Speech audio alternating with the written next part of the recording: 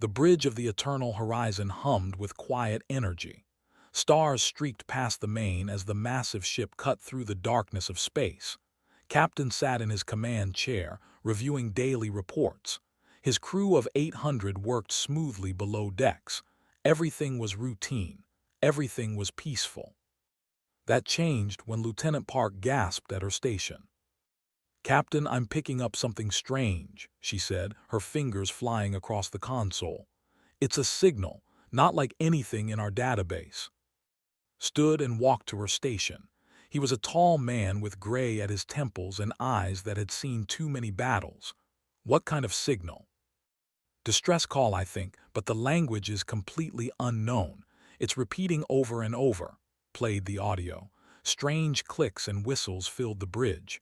"Sir, this signal has traveled a long way, at least 30 light-years." The captain's jaw tightened. 30 light-years meant whoever sent it was desperate. "Wake up Dr. Aura, get her up here now." Within minutes, they rushed onto the bridge, still pulling her lab coat on. Aura was young but brilliant. She had decoded more alien languages than anyone in the human fleet. Her eyes lit up when she heard the signal. "This is incredible," she whispered. "Play it again."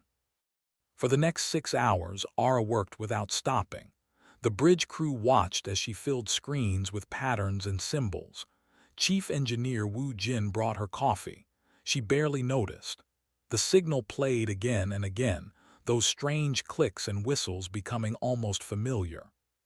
Finally, as the ship's night cycle began, Aura stood up. Her face was pale. "I have it, or most of it." "What does it say?" asked. Aura touched a button. The alien sounds played, but now text appeared on the screen below. The translation was rough but clear enough. "Calling anyone who can hear. Under attack. They are killing us. Been fighting for weeks. Please, anyone. Our world is dying. Children are dying. This is the people of Prime. Please help us. We are at coordinates." The bridge fell silent. Someone clearing their throat sounded loud in the quiet. "They've been calling for a month," Aura said softly. "The signal timestamp shows they sent this 30 days ago. We're just far enough away that it took this long to reach us." Sergeant stepped forward from his position near the door. He was broad-shouldered and a career soldier. "Sir, 30 days is a long time in a war. They might already be gone." Looked at the screen, at the desperate words frozen there. "Or they might have 30 more days if we hurry." He turned to his navigator. "How long to reach those coordinates at maximum speed?" The navigator's fingers danced over his console. 48 hours, sir, but we'd be pushing the engines past safety limits." "Do it." "Captain," Wu Jin said carefully, "we should discuss this. We don't know who they are. We don't know who's attacking them. This could start a war we're not ready for." Turned to face his crew. Every eye was on him. He saw doubt in some faces, fear in others, but he also saw what he needed to see. He saw people who understood what it meant to hear someone crying for help. "When I was young," said quietly, "my colony was attacked. We called for help. For 3 days we called and called. No one came. My family died in those 3 days. My friends died." He looked at each member of his crew. "I swore that if I ever heard someone calling like that, I would answer. I don't care who they are. I don't care what it costs. No one dies while we do nothing." Park spoke up. "I'm with the captain." "As am I," Aura said. One by one, the bridge crew voiced their agreement. Even Wu Jin nodded slowly. "Then it's settled," said. "All hands to battle stations. Navigator, push those engines as hard as they'll go. Engineering, I want weapons hot and shields ready. Communications, keep monitoring that signal." He sat back in his command chair. "We're going to war." The eternal horizon lurched as its engines roared to life. The peaceful patrol ship became something else, something dangerous. Below decks, Marines checked their weapons. Medical staff prepped emergency rooms. Scientists prepared to study whatever they found. Aura stayed on the bridge, playing the signal over and over. Each time she heard it, she found new details in the translation.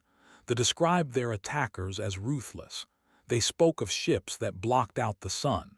They mentioned a species called the Dominion. Wu Jin muttered, running searches through the human database. Nothing. We've never heard of them. We're going to meet them soon enough, said grimly. He was preparing his Marines for combat, 200 soldiers ready to drop into hell if ordered. Hours passed. The crew worked in shifts, but no one slept well. The ship shook occasionally as the engines ran beyond their limits. Wu Jin performed miracles keeping them running. Coffee consumption tripled. On hour 40, received something new. Captain, the signal changed. There's a new message. Everyone froze. Ara ran to the communication station. The new message was shorter, simpler, 3 words repeated over and over. They're here, they're here, they're here. Then the signal cut off. The bridge crew stared at the dead channel in horror. Hands gripped his armrests until his knuckles turned white. How long until we arrive? His voice was ice. 8 hours, sir. Make it 6. I don't care if the engines melt. The ship screamed through space. In the cargo bay, Marines loaded ammunition. Pilots climbed into fighters. Medics stockpiled supplies. Everyone knew what that dead signal meant. They were racing death itself. Stood at the as they approached the system. In 6 hours he had not left the bridge, had not eaten, had barely blinked. Ara stood beside him, and Wu Jin flanked them. Dropping out of hyperspace in 30 seconds, the navigator announced. Battle stations, ordered, shields maximum, weapons ready. The countdown began. 10 seconds, 5. The ship shuddered as it dropped back into normal space. The lit up with the home system. What they saw made several crew members gasp. Space burned. Debris filled the void. Elegant alien ships drifted in pieces. Massive dark warships circled a blue-green planet, firing beams of light down at the surface. Orbital stations exploded as they watched. Dear God, Ara whispered. Captain, I'm detecting 17 hostile warships, reported. They're huge, twice our size. One of the dark ships turned toward them. A message crackled over the communications channel. The voice was deep and harsh, translated by the ship's computer. Unknown vessel, you have entered Dominion space. Leave now or be destroyed. Every eye turned to Captain. He stared at the burning world on the screen, at the elegant ships being hunted and killed, at the proof that someone had answered the call for help too late. No, not too late, not yet. Sat in his command chair. His voice was calm, cold, deadly. Communications, send them a message. Tell them they've mistaken us for prey. He leaned forward. Tell them we are predators. His finger stabbed down on the weapon's console. Fire everything. The eternal horizon spoke with thunder. Solid metal slugs accelerated to impossible speeds shot across the void. They moved so fast that the ships had no time to react, no time to dodge, no time to understand what was happening. The first slug hit a cruiser in the center. The ship's shields flickered blue for just a moment. Then the slug punched through like paper. The massive warship split in half, explosions blooming along its length. Atmosphere vented into space in white clouds. The second and third shots hit 2 more ships before they could even sound alarms. Metal screamed. Hulls tore open. 1 ship spun away trailing debris and bodies. 3 confirmed kills, reported, her voice shaking slightly. The other ships are breaking formation. On the remaining 14 warships scattered like startled fish. Their movements were panicked, confused. They had been hunting defenseless prey moments ago. Now something had teeth. Wu Jin watched his console with wide eyes. Captain, their shields are designed for energy weapons. Lasers, plasma. Our kinetic rounds just go straight through. Allowed himself a cold smile. Then let's give them more to think about. Launch missiles, all tubes. 60 missiles erupted from the eternal horizon's launch bays. They streaked toward the ships in swarms, leaving trails of light. The fired back with beams of red energy. Some missiles exploded, but most got through. The explosions lit up space like new stars. Two more ships went dark, their engines dead. One began to list, atmosphere leaking from a dozen holes. Captain, incoming transmission, said, from the planet's surface. Put it through. The split, one side showed the battle, the other showed an alien face. The being was slender with large eyes and pale blue skin. Its features were delicate, almost fragile. It stared at with an expression of pure shock. You came, the alien whispered. The translation software turned its musical voice into words. Someone actually came. I am captain of the human vessel Eternal Horizon, said. Are you the? The alien's eyes filled with tears. I am Chancellor. We sent our message hopping, praying, but never believing. He stopped, overcome. We thought we would die alone. Not today, said firmly. Chancellor, we need tactical information. How many are on your planet? Pulled himself together. Thousands, maybe tens of thousands.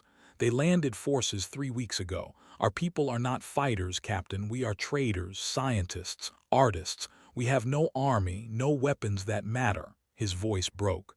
They have been slaughtering us in the streets. Ara stepped into view of the screen. Chancellor, my name is Dr. Ara. We're going to help you. Can you send us locations of forces? Yes, of course. Fingers moved over something off-screen. Sending now. But Captain, there are so many of them, even with your powerful ship. We're not just a ship, interrupted. We're soldiers, and we're very good at what we do. He turned to Sergeant. Prep your Marines, full combat load, we're going down there. Grinned like a wolf. Yes, sir. The space battle continued as Marines rushed to drop pods. Corporal Young Lee ran through pre-flight checks on his pod, hands moving from memory. Around him, 200 Marines sealed armor and checked weapons. Private Shin was among them, young and nervous but determined. First combat drop, asked the Marine next to her, a veteran named Ho. Yes, admitted. Don't worry, just remember your training and stay behind Sergeant. That man is unkillable. Above them, the Eternal Horizon shook as more beams hit the shields. Wu Jin worked frantically to keep power flowing. The remaining ships had grouped together, finally coordinating their attack. Red beams hammered against the human ship's shields. Shields at 60%, Wu Jin called out. These bastards hit hard. So do we, said. Fire solution on the lead ship, maximum yield. The Eternal Horizon's main gun charged with a whine that could be felt through the deck. When it fired, the entire ship lurched backward. A beam of pure white light crossed the distance in a heartbeat. The flagship's shields held for almost 2 seconds. Then they failed. The beam cut the massive ship from bow to stern like a knife through flesh. The explosion was enormous. The other ships actually retreated, pulling back from the sheer destruction. That got their attention, said with grim satisfaction. Ambassador rushed onto the bridge. She had been asleep when the battle started. Now she was fully dressed and alert. Captain, we need to consider diplomatic. No, cut her off. Look at the planet, Ambassador. Looked, the showed cities burning. Orbital strikes continued even as they watched. Smoke covered entire continents. There's nothing to negotiate, said quietly. They came here to destroy, we're here to stop them. He stood. Launch drop pods, all Marines to surface. In the launch bay, addressed his troops over the comm. Listen up, we're dropping into an active war zone. Enemy forces are large and well-armed, but here's what they don't know. He paused. They don't know we come from they don't know we evolved fighting every day just to survive. They don't know that gravity is heavier on Earth, that our atmosphere is poison to most species, that we are born into a world that tries to kill us from day one. His voice rose. They're about to learn what happens when you threaten the innocent in front of. Lock and load. The Marines roared back, slamming magazines home and charging weapons. Launch in 30 seconds, the drop bay announced. Felt her heart pounding. She checked her rifle for the 10th time. Beside her, Ho looked calm, almost bored. How many drops had he done? 10 seconds. The pod sealed. Darkness. Then the violent lurch as they launched into space. Pod spun as it fell through atmosphere. She could hear the hull heating up, the screaming of air outside. Red lights flashed. Then came the crunch of firing. The pod slammed into the ground hard enough to rattle her teeth. The door blew off with explosive bolts, charged out, rifle up. Around her, 200 pods had landed in a tight pattern. Marines poured out, immediately taking firing positions. They were in the ruins of a city. Beautiful towers lay broken. Art covered the walls even as the buildings burned, and everywhere there were bodies, civilians, so many. "Contact," someone yelled. Warriors emerged from the smoke. They were massive, 3 meters tall, covered in thick armor plates. Their skin was dark red, almost black. They carried weapons that glowed with energy. They saw the humans and charged, roaring in voices that shook the air. His voice cut through the chaos. "Fire discipline. Aim for joints and exposed areas. Don't waste ammunition." The Marines opened fire. The sound was deafening. Bullets tore into warriors. The aliens' armor was thick, but human weapons had been designed to punch through. The first fell, then another, then 5 more. But they kept coming. A plasma bolt hit shoulder armor. The heat was incredible. She stumbled but stayed up. Training took over. She aimed and fired. Her bullets hit in the leg joint. The warrior fell and Ho finished it with a shot to the head. "They're tough," Ho yelled, "but they bleed." More appeared. The battle became a chaotic mess of fire and smoke, but slowly the humans began to push forward. They moved like they had trained for years, because they had. Every human spent time in mandatory military service. They knew how to fight. Led a squad toward a building where civilians huddled. He could hear them crying inside. A warrior blocked his path, firing a massive plasma cannon. Rolled behind cover, then came up firing. His shots hit this weapon. It exploded, taking the warrior with it. Civilians yelled, "Get them out." Medic Jinai rushed forward with 2 other Marines. Inside the building they found families, parents clutching children, elders too scared to move. Among them was a small child named. Her big eyes were wide with terror. Young Lee picked up 4 adults at once and ran for the extraction point. They weighed almost nothing to him. Earth's heavy gravity had made humans incredibly strong. "You're safe now," Jinai told gently as she carried the child. "We've got you."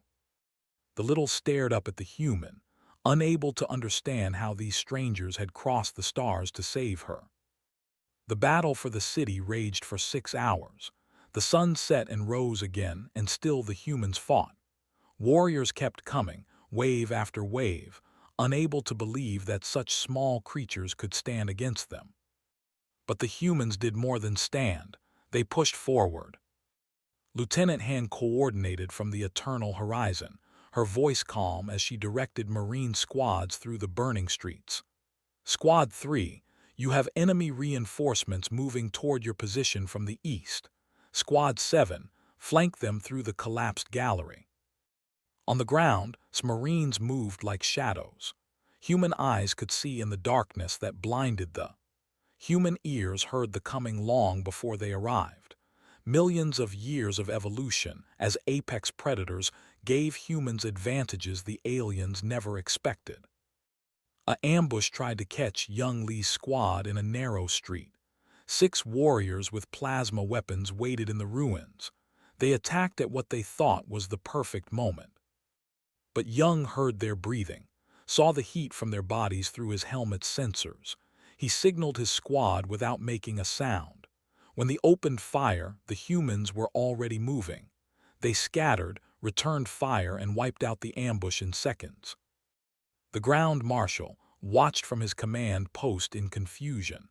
His tactical display showed his forces being systematically destroyed. This made no sense. The humans were outnumbered 3-1. They should have been overwhelmed within the first hour. "How are they doing this?" he demanded of his officers. "They are small, weak, they should be easy prey." One of his subordinates pulled up video from a fallen warrior's helmet camera. The footage showed a human female taking a direct plasma hit to her chest armor. The blast should have killed her. Instead, she stumbled, regained her balance, and shot the warrior dead. The human didn't even fall down. "Their armor is too strong," the subordinate said, "and their weapons penetrate our shields. Marshal, I recommend we do not retreat," roared. He had conquered 17 worlds. He would not be stopped by these strange newcomers. "Send all ground forces, every warrior. I want those humans dead." The order went out. Thousands of warriors moved toward the human positions.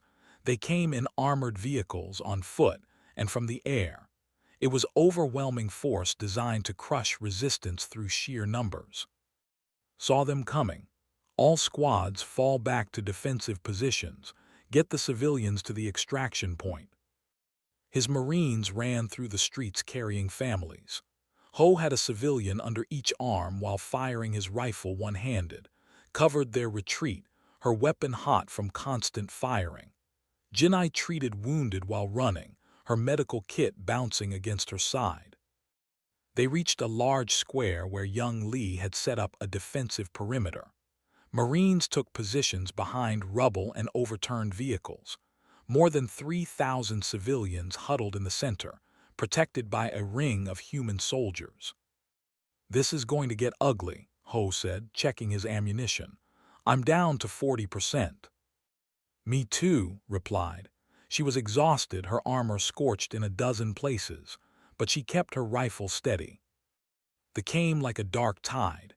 They filled the streets, hundreds of them, their roars echoing off the broken buildings. Plasma weapons lit up the darkness with deadly red light. "Fire," ordered. The Marines opened up with everything they had. The sound was like thunder that wouldn't stop. Bullets tore into the front lines. Warriors fell, but more kept coming. They climbed over their own dead to get at the humans. "We need support," yelled into his comm. In orbit, Lieutenant Han saw the situation. "Wu, can we do precision orbital strikes without hitting our people?" The chief engineer studied his console. "It's risky, but I think so." "Do it." The Eternal Horizon's weapons swiveled down toward the planet. Targeting computers calculated trajectories with inhuman precision. Then beams of concentrated energy lanced down from the sky. They hit positions 200 meters from the Marines. The explosions were massive. Entire buildings collapsed. Warriors were thrown through the air like toys. The aliens' charge faltered. They had never been attacked from orbit while their own ships watched. They looked up at the sky in confusion and fear. That moment of hesitation was all the humans needed. "Forward," roared, "push them back." The Marines charged. It went against all logic. They were outnumbered. They had been fighting for hours. They should have been pinned down and desperate. Instead, they attacked. They broke. It was something they had never done in their entire history of conquest. But faced with enemies who wouldn't stop, who got back up when hit, who seemed to feel no fear, the warriors turned and ran. The Marines didn't pursue far. They were exhausted and low on ammunition. But they had won. The square was secure. The civilians were safe. Stood in the center of the battlefield, breathing hard. Around him, Marines checked each other for wounds. Several were injured, but none were dead. It was a miracle. The small child Jinai had saved walked up to slowly. She stared up at the big human with wide eyes. Then she reached out and touched his armored leg. Her voice was small and musical. "You came, you really came." Knelt down to her level, his face softened. "Of course we came, we heard you calling." More civilians approached. They touched the Marines gently as if making sure they were real. Some were crying. Others just stared in wonder. Chancellor pushed through the crowd. His elegant robes were dirty and torn, but he stood straight. "I do not understand," he said too. "We are nothing to you, strangers from across the galaxy. Why would you risk your lives for us?" Stood, he looked around at his Marines, at Ho bandaging's burned shoulder, at young Lee sharing his water with children, at Jinai treating both human and alien wounded without distinction. Because it's the right thing to do, said simply. Where we come from we have a saying, no one fights alone. We heard you calling for help. How could we do nothing? His eyes filled with tears again.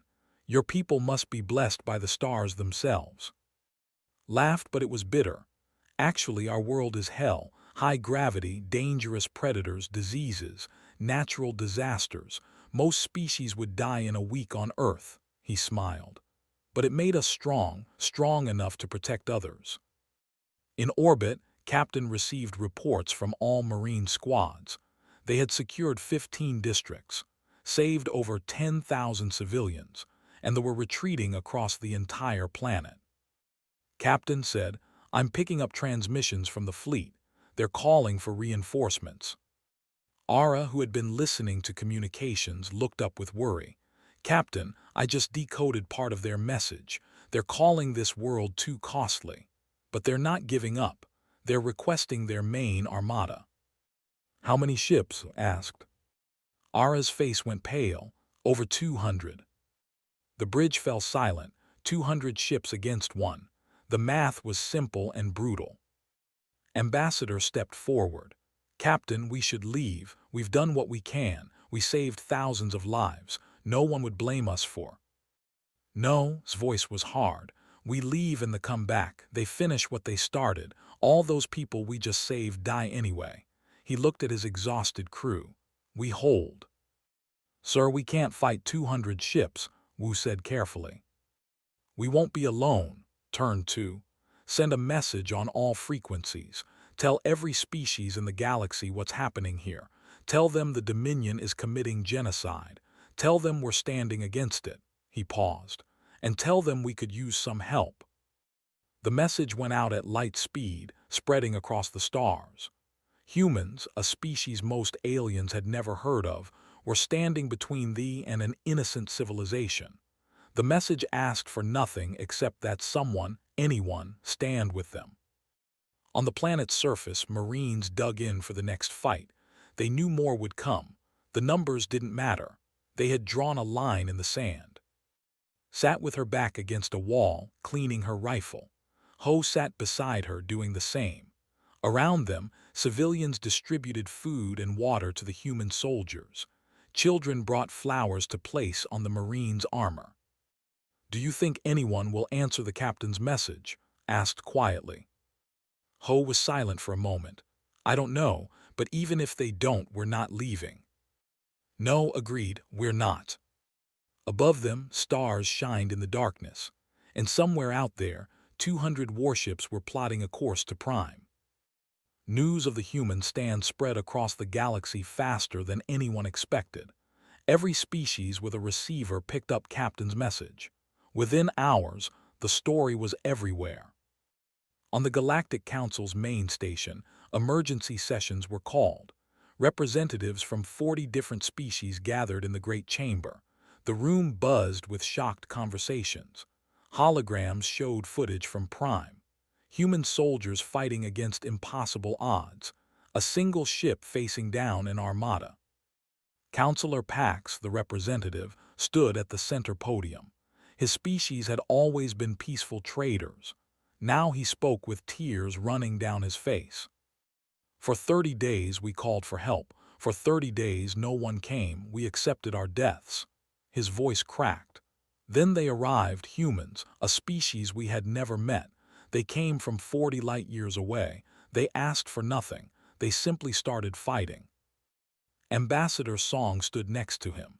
She had been ordered by Earth Command to report to the Council immediately. She was young for an ambassador, but her voice was strong. The Galactic Council claims to stand for peace and justice, said, looking around at the assembled aliens. But when they attacked an innocent civilization, where were you? We're a young species. We've barely left our own star system, but we heard someone calling for help and we answered. A tall alien with crystalline skin stood. The human's courage is admirable, but foolish. 200 warships approach Prime. Your single ship cannot possibly survive." "Maybe not," said, "but we'll die knowing we tried. Can anyone here say the same?" The chamber erupted in argument. Some species called the humans reckless. Others were ashamed. A few began quietly discussing sending their own ships. Far away on the throne world, Supreme Overlord watched the same footage with rage burning in his heart. He was massive even for a covered in battle scars. He had ruled through strength for 50 years. "One ship," he snarled at his advisors. "One tiny ship destroyed 5 of our cruisers and made our ground forces retreat. How is this possible?" His chief scientist, a thin with nervous eyes, brought up tactical data.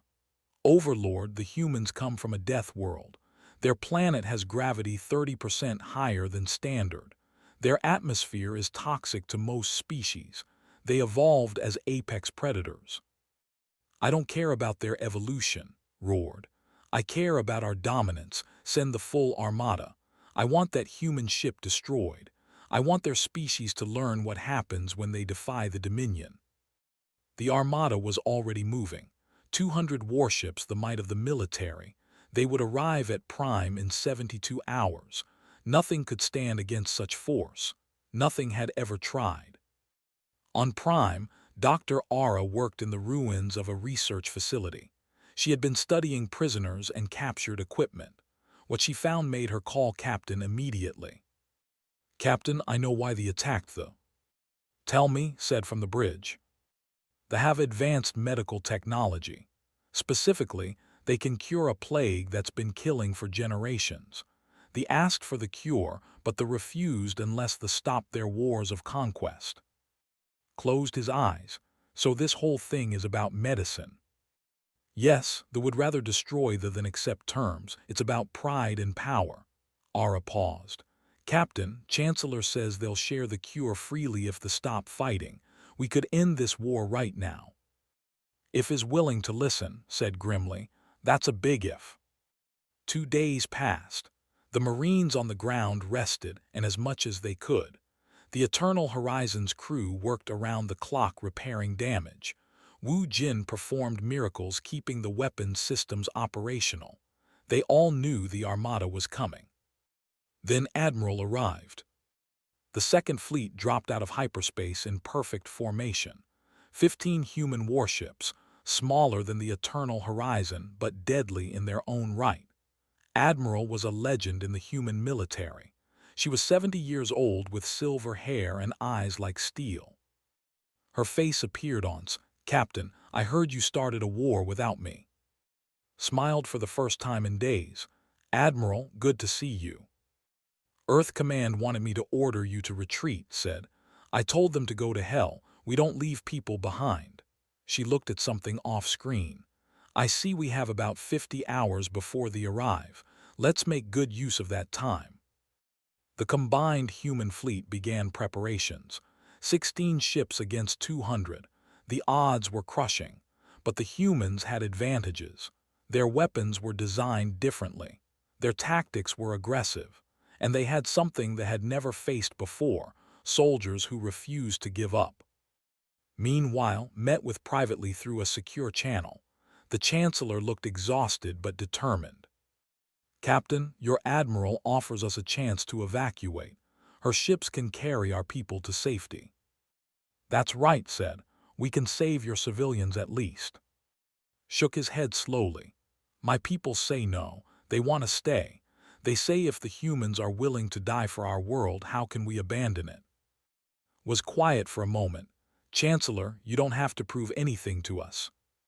"This isn't about proof, Captain. This is about dignity. For 30 days we felt helpless. You gave us back our courage," straightened his elegant frame. "We may not be warriors, but we can help. Our ships may not have weapons, but they can transport supplies, evacuate wounded, serve as decoys. We will stand with you." "Then we stand together," said. In the Galactic Council, debates raged on. Some species voted to send ships. Others argued it was too dangerous.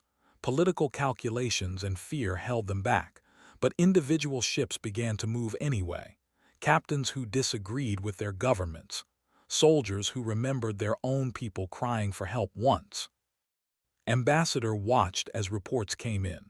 A science vessel from the crystalline species changed course toward Prime.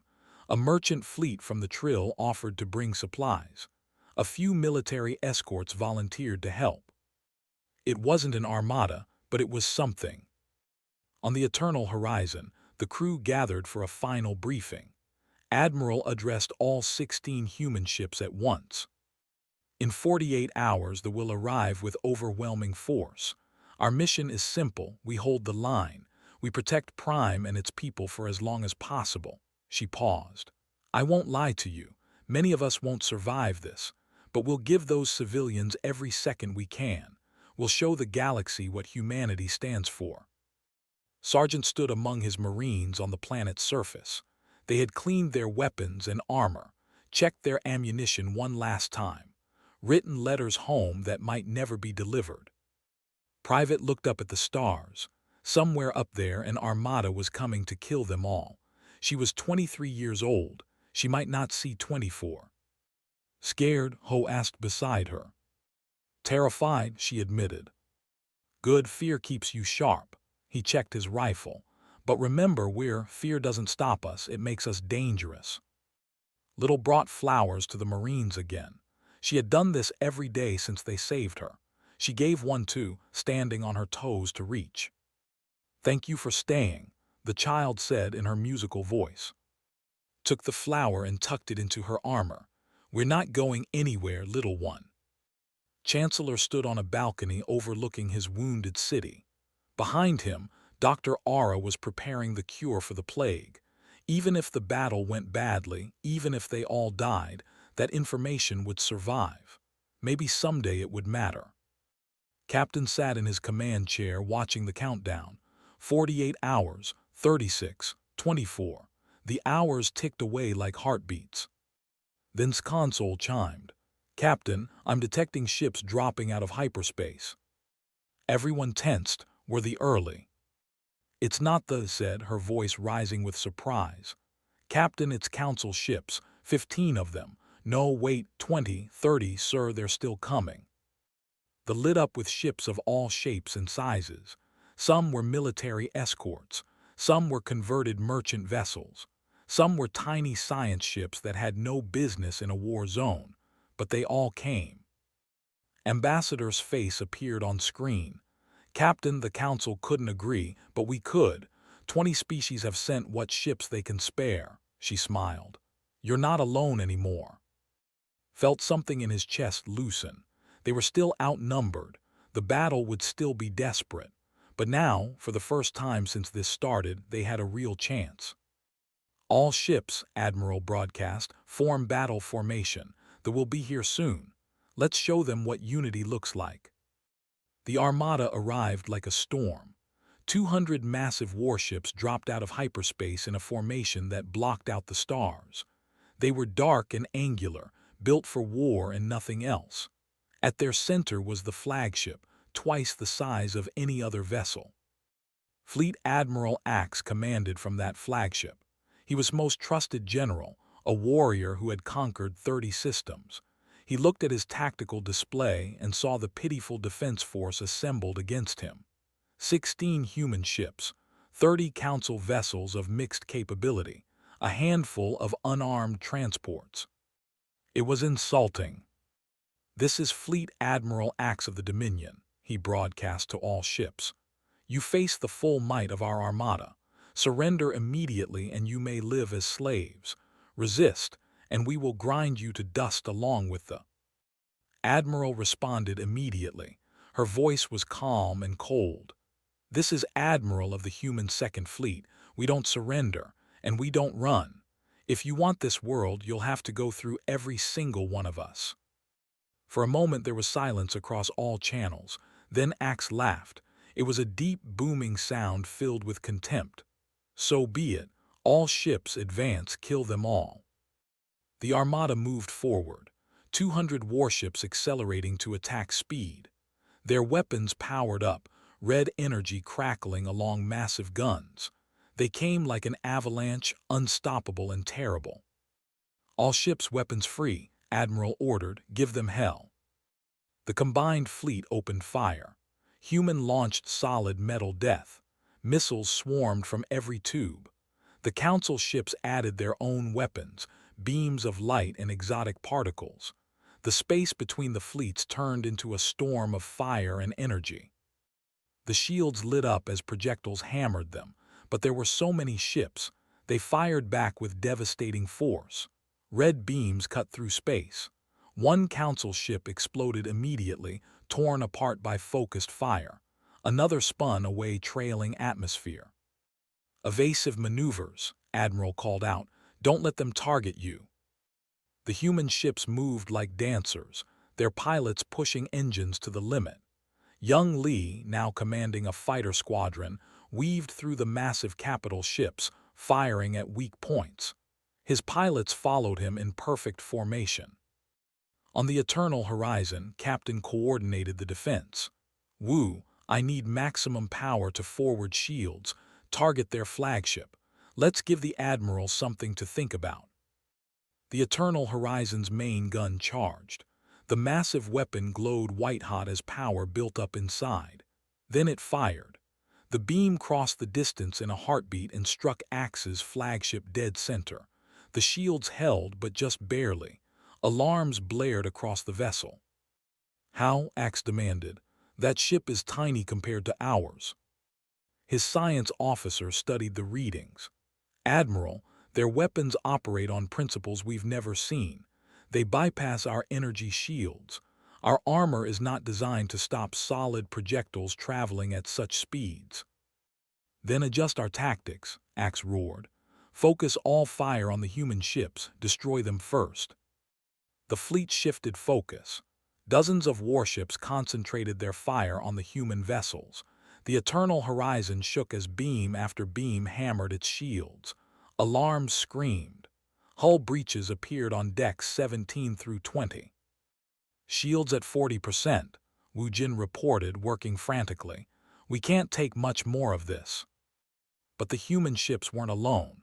The Council vessels moved to protect them, putting their own shields between the humans and the... A crystalline ship took devastating damage, saving a human destroyer. Its captain broadcast one message before his ship exploded: "We stand together." That act sparked something. The Council ships, which had been holding back out of fear, suddenly fought with new fury. They had seen courage. Now they showed their own. On Prime, Sergeant watched the space battle through his helmet display. He saw ships dying up there. Friends, allies, people who had come to help strangers. "We need to do something," he said to his Marines. "We can't just sit here while they die for us." "What can we do?" asked. "We're on the ground." Dr. Ara ran up to them, Chancellor beside her. "I have an idea. They came here for our cure. What if we offer it to them? Really offer it with no conditions. Broadcast it on all frequencies."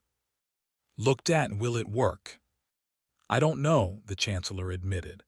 "But Supreme Overlord is watching this battle from his throne world. If he sees his fleet taking heavy losses for a cure we're willing to give freely." He paused. "Pride is powerful, but so is survival." They set up a transmission array in the ruins, stood before a camera looking directly at it. Dr. Ara stood beside him. "Supreme Overlord began. I am Chancellor of the people. We possess the cure for the plague that kills your people. We offer it to you now freely with no conditions. All we ask is that you stop this war." He gestured to Ara. "This human doctor has already prepared the data. It can be transmitted immediately. No one else needs to die." The transmission went out on every frequency. Every ship received it. The battle continued, but now uncertainty crept into ranks. Why were they dying for something being offered for free? On the throne world watched his tactical display. He saw his fleet taking losses.